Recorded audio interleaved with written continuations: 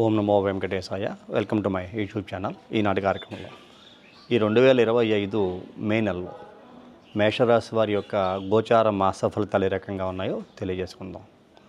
మొత్తం మీద గ్రహముల యొక్క సంచార కాలాలను పరిశీలిస్తే ఈ 2025 మే నెలలో మేషరాశి వారు చిన్నపాటి జాగ్రత్తలు కూడా తీసుకోవాల్సిన పరిస్థితి గ్రహ సంచార కాలాన్ని బట్టి గోచరిస్తున్నది. మీ అందరికీ ఒక ముఖ్య విషయం ఏమిటి, ఇక్కడ ఈ కార్యక్రమం ఎలా చేస్తున్నారు, రాశి ఫలాలు ఏమిటి, ఈ కన్స్ట్రక్షన్ జరుగుతున్న చోట కూర్చొని చేస్తున్నారు ఏమిటి అనుకుంటున్నారేమో.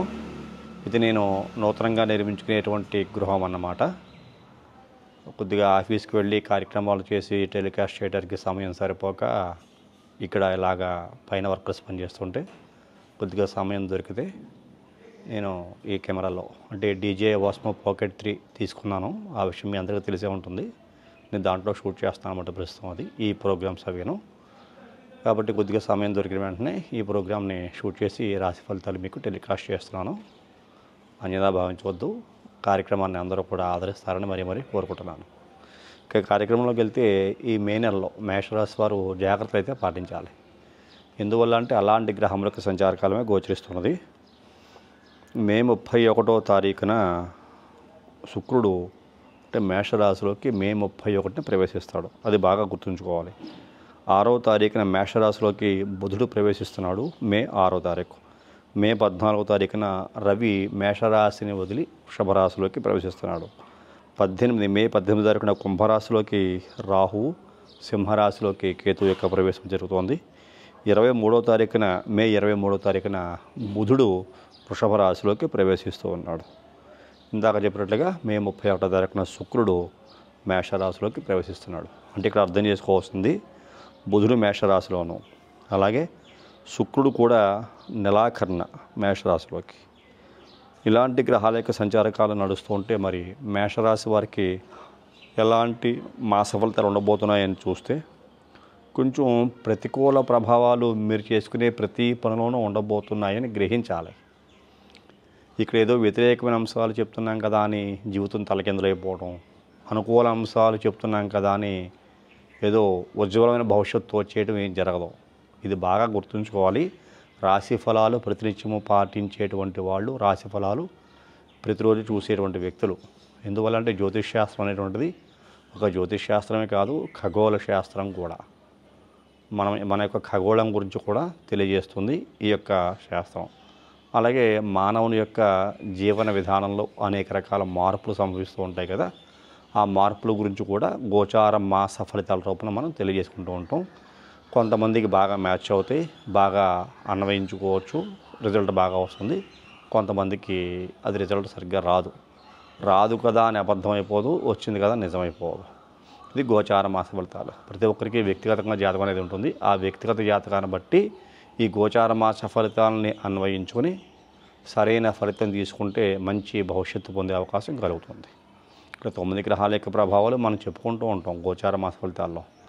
గురుని యొక్క సంచారము, శని యొక్క సంచారము, రవి, చంద్ర, కుజ, బుధ, అలాగే రాహుకేతుల యొక్క సంచారము, ఇవన్నీ చూసుకుంటూ ఉంటాం.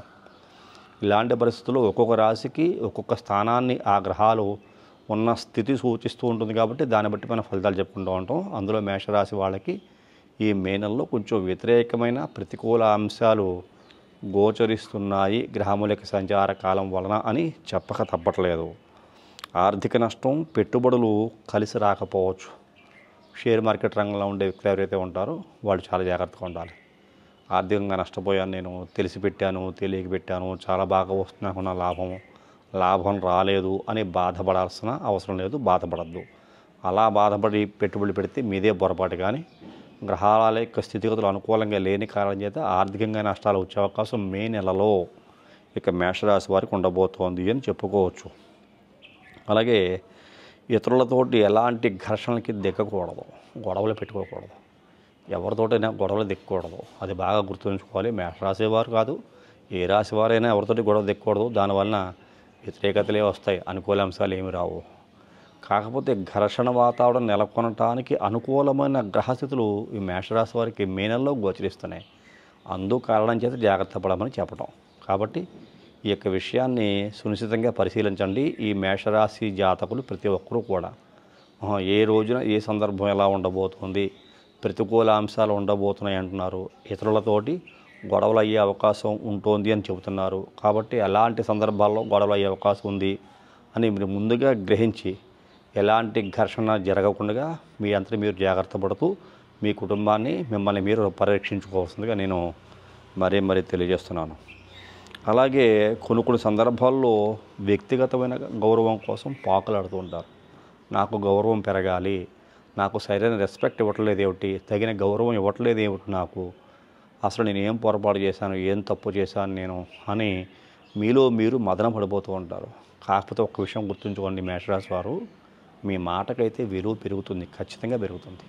మీ మాటకు విలువ పెరుగుతుంది, మీరంటే గౌరవం పెరుగుతుంది. ఏదో ఒక నెలలో కొన్ని గ్రహాల యొక్క స్థితులు అనుకూలంగా లేనంత మాత్రాన మీరు జీవితకాలం ఏమి నష్టపోరు కదా, జీవితాంతం ఇలాగే ఉండిపోరు కదా.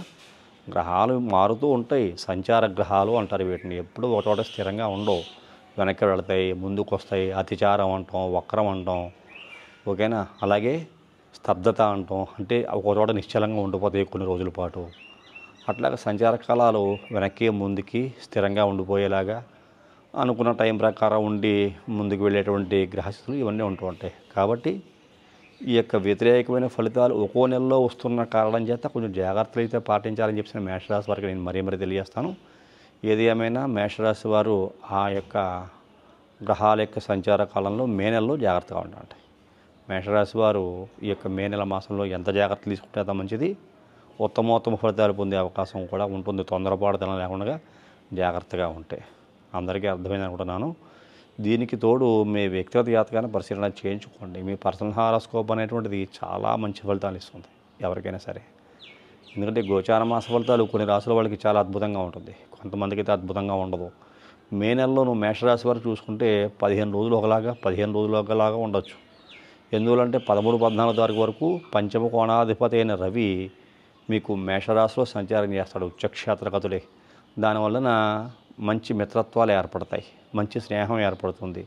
కొంతమందితోటి కలిసి ఏదైనా చేయాలి, అభివృద్ధి సాధించాలి అనే కాంక్ష పెరుగుతుంది వ్యాపార నిమిత్తంలో. అలాగే షేర్ మార్కెట్కి సంబంధించి కూడా ఏదైనా పెట్టుబడి పెట్టి అద్భుతమైన లాభాలు సంపాదించాలి అనేటువంటి కోరిక బాగా పెరుగుతుంది. కాకపోతే ఇతర గ్రహాల యొక్క ప్రభావాలు కూడా ఉంటాయి కదా. మరి మేషరాశి వారికి ద్వితీయంలో గురుడు అనుకూలిస్తున్నాడు, అనుకూలించట్లేదు అని కాదు. 14వ తారీఖు నుంచి రవి గురుడు యొక్క సంచారం ఉన్నది ద్వితీయ వృషభ రాశిలో. మరి వృషభ రాశి గురుడికి అంత మంచి స్థానం అయితే కాదు, రవికి కూడా అంత మంచి స్థానం కాదు. పంచమాధిపతి, అలాగే మేషరాశికి అష్టమాధిపతికి భాగ్యాధిపతి. ఈ మేషరాశికి పంచమాధిపతి అయిన రవి, భాగ్యాధిపతి అయినటువంటి గురుడు రెండు కూడా ధన కుటుంబ వాక్స్థానము శుక్రుని యొక్క ఇల్లు వృషభ రాశిలో సంచారం చేస్తుంటే 14వ తారీఖు నుంచి.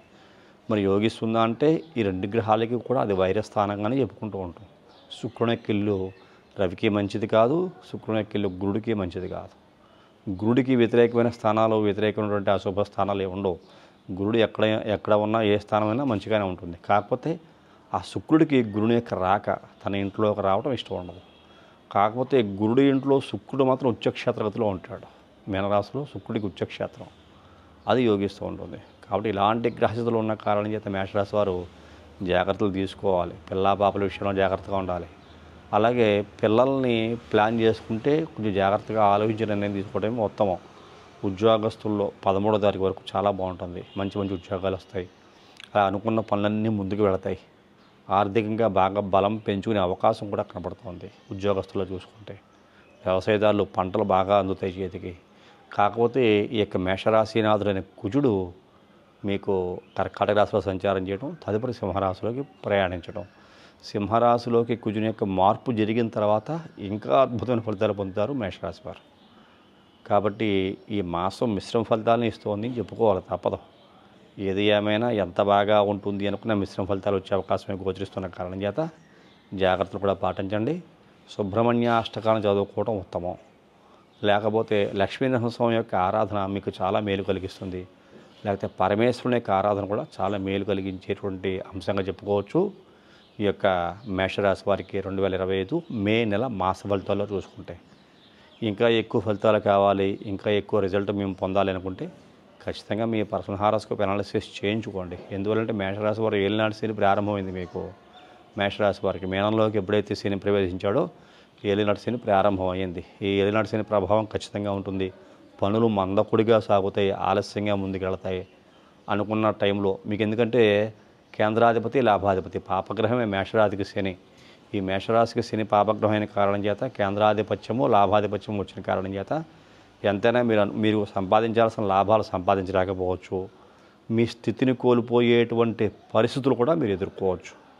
నేను ఎక్కడో ఉద్యోగం చేస్తున్నాను, అకారణంగా ఉద్యోగంలో ఇబ్బందులు రావచ్చు. వ్యాపారం చేస్తున్నాను, వ్యాపారంలో అనుకోని నష్టాలు రావచ్చు. సొంత వృత్తి చేస్తున్నారు, సొంత వృత్తిలో మీకు తగిన అభివృద్ధి లేకపోవచ్చు. ఇలాంటివి శని వల్ల కనపడుతూ ఉంటాయి. కాబట్టి శనికి తగిన పరిహారం కూడా చేసుకుంటూ ఉండాలి మేషరాశి వారు. ఎందువల్ల అంటే కేంద్రాధిపతి లాభాధిపతి కూడా అయిన కారణం చేత. ఇతర గ్రహాల యొక్క యోగాలు ఎంత బాగా ఉన్నా మేషరాశికి ఈ ఏలినాటి శని ప్రభావం ఎంతో కొంత ఉంటుంది. కాబట్టి జాగ్రత్తలు పాటించాలి. ప్రయాణాల విషయంలో చాలా జాగ్రత్తగా ఉండాలి. అలాగే ఖర్చు విషయంలో చాలా జాగ్రత్తగా ఉండాలి.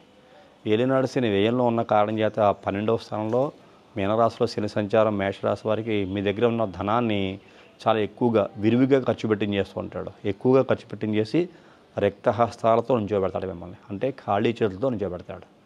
అక్కడ ఇబ్బందులు పడతారు. అలాంటి సమస్యలు రాకూడదు అంటే చాలా జాగ్రత్తగా ఆచితూచి ఖర్చు పెట్టాలి ఈ యొక్క మేషరాశి వారు ఏలినాటి శనితోటి ఉన్న కారణం చేత. కాబట్టి ఏది ఏమైనా జాగ్రత్తలు పాటించండి. ఇతర గ్రహాలు అనుకూలిస్తాయి. గురుదయాబ్ద ఫలం బాగుంది. ఈ గురుదయాబ్ద ఫలం అనేది బాగా కలిసి వస్తున్న కారణం చేత మేషరాశి వారు ఏలినాటి శని ప్రభావం ఎంత ఎక్కువగా ఉన్నా సర్వైవ్ అవుతారు, భయపడక్కర్లేదు. ఎందుకంటే దైవం అనుకూలంగా ఉంటే ఏ పనన్నా బాగుంటుంది కదా. అనుకూలంగా ఉన్న కారణం చేత మిగతా పనులు సక్రమంగానే ముందుకెళ్తాయని చెప్పి నేను మీకు మరీ తెలియజేస్తాను. ఇలాంటి సందర్భంలో మీ పర్సనల్ హారోస్కోప్ అనాలిసిస్ చేయించుకోవడమే ఉత్తమం. దానివల్ల మరిన్ని లోతైన విషయాలు తెలుసుకుని అద్భుతమైన విజయాలు పొందే అవకాశం మేషరాశి వారికి ఉంటుంది అని మరొకసారి తెలియజేస్తూ, ఈ కార్యక్రమము నేను నూతనంగా నిర్మించుకునేటువంటి ఈ ఇంట్లో తీస్తున్నందుకు మీరు ఎవరు ఏమనుకోవద్దు. నాకు సమయం తక్కువగా ఉండి ఆఫీస్కి వెళ్ళి మంచి లొకేషన్లో తీద్దామని ఉన్నా కూడా సమయం దొరకక ఇలా చేస్తున్నాను. మీ అందరికీ నచ్చిందనుకునే కార్యక్రమం నచ్చితే ప్రతి ఒక్కరు లైక్ చేయండి, షేర్ చేయండి, సబ్స్క్రైబ్ చేయండి. నేను అందరికీ అందుబాటులో ఉన్నాను. ఈ కింద ఫోన్ నెంబర్లు చేస్తే ఫోన్ నెంబర్కి అందుబాటులో ఉంటాను. ప్రతి ఒక్కరికి ఆన్సర్ చేస్తున్నాను. కార్యక్రమాలు తక్కువగా చేసి యూట్యూబ్లో టెలికాస్ట్ చేస్తున్నప్పటికీ కూడా ఫోన్ చేసే ప్రతి ఒక్కరికి నేనైతే అందుబాటులో ఉన్నానని మరొకసారి తెలియజేస్తూ, తదుపరి వచ్చే కార్యక్రమంలో మరిన్ని ఆసక్తికర విషయాలు తెలియజేసుకుందాం. అంతవరకు సెలవు. నమస్కారం.